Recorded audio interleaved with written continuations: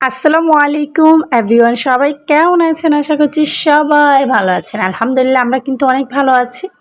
আজকের blog video start করে দিলাম। আপনারা কে কোন জায়গা থেকে আমার ব্লগ দেখেন সেটা অবশ্যই কমেন্ট করে জানাবেন, এবং আমার ভিডিও বা আমার ব্লগ আপনাদের কাছে কেমন লাগে সেটাও কমেন্ট সেকশনে জানিয়ে যাবেন।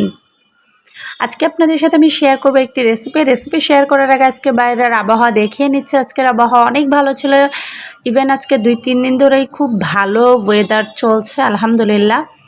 আর এইখানে গত একটা ভিডিওতে আমি তোমাদের সাথে শেয়ার করেছিলাম যে আমি গ্লাস, মগ যা পাই তার মধ্যেই গাছ লাগিয়ে ফেলি। এই যে দেখো আমার এই প্লাস্টিকের মগটা ভেঙে গিয়েছিল, অ্যান্ড এই মগটা কিন্তু আমি কাজে লাগাই দিচ্ছি। একটু মাটি দিয়ে অ্যালোভেরা চারা লাগিয়ে ফেলছে। তো আমার মতো কে কে এরকম মাটি পেলেই গাছ লাগানোর ধান্দা খুঁজে অবশ্যই কমেন্ট করে জানাবা। বাই দ্য ওয়ে, চলো আমার রেসিপি স্টার্ট করা যাক। আর এই বাটির এই কালার দেখে অবশ্যই কেউ বাজে মন্তব্য করবা না, বলবা না যে আমি বাটি হয়তো বা ভালো মতো ধুই না। এই বাটির অনেক বয়স। তো এই বাটিটা একটু মানে মাঝে মধ্যে যখন আমাদের তরকারি থেকে যায় তখন আর কড়াইতে ঢেলে গরম করি না, ডিরেক্ট বাটিটা সহ গরম করি, তাই একটু কালো হয়ে গেছে।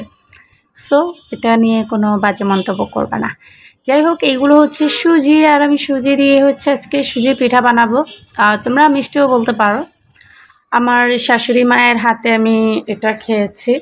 তবে আমার মিষ্টি জিনিস যেহেতু বরাবরের মতোই তেমন একটা পছন্দ না, তবে তোমাদের ভাইয়ার পছন্দ, বাবু আছে তার জন্য, এই দুইটা মানুষের জন্যই আমার আসলে এটা বানানো। সত্যি বলতে আমার হাজব্যান্ড মিষ্টি জিনিস অনেক পছন্দ করে, এবং আমার শাশুড়িকে প্রায় দেখি এই পিঠাটা বানাইতে, পিঠা বলো বা মিষ্টি বলো যাই হোক। তো আম্মুকে লাস্ট যখন গিয়েছিলাম আমি জিজ্ঞেস করছিলাম, আম্মু এটার রেসিপি কি, কীভাবে বানান। যেহেতু হাজব্যান্ড পছন্দ করে সেহেতু প্রত্যেকটা স্ত্রীরই কিউরিসিটি থাকবে জানার জন্য যে কিভাবে বানায়, আমিও বানিয়ে খাওয়াবো, যেহেতু আমরা আলাদা থাকি। তো আম্মুকে মনে হয় আমি 3 থেকে 4 বার জিজ্ঞেস করছি যে আম্মু কীভাবে বানাইতে হয়। তিনি মানে মুখ দিয়ে খুলে বললো না যে এই জিনিস লাগে বানানোর জন্য, এভাবে বানাই দিস। মানে এমন একজন মানুষ আমি শাশুড়ি হিসেবে পাইছি, ভাই কপালটা এত বেশি খারাপ, কি আর বলবো।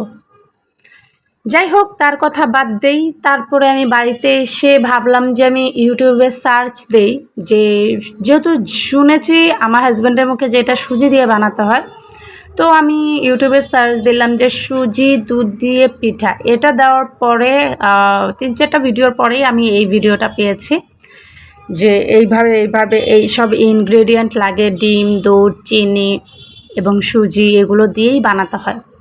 এরপর থেকে আমি আমার হাজব্যান্ডকে 3-4 বার বানিয়ে খাইয়েছি এবং সে বলেছে অনেক মজা হয়েছে। যাই হোক, আমি আসলে রেসিপিটা আমার শাশুড়ির কাছেই হয়তো বা শিখতে পারতাম যদি তিনি জানাইতো বা বলতো। আমি জানি না কেন আমাকে দেখলে তার মুখের মধ্যে মানে একদম অন্ধকার হয়ে যায়, তার পুরো চেহারা মানে মেঘে, যখন মেঘ থাকে আকাশে বৃষ্টি আর আসার আগে, তখন দেখবা কি মেঘে পুরো আকাশটাই অন্ধকার হয়ে যায়। আমার শাশুড়ির চেহারা আমাকে দেখলেই ওরকম অন্ধকার হয়ে যায়। যাই হোক, আর কিছু বলার নাই, কি বা বলবো, বলেই বা কি হবে।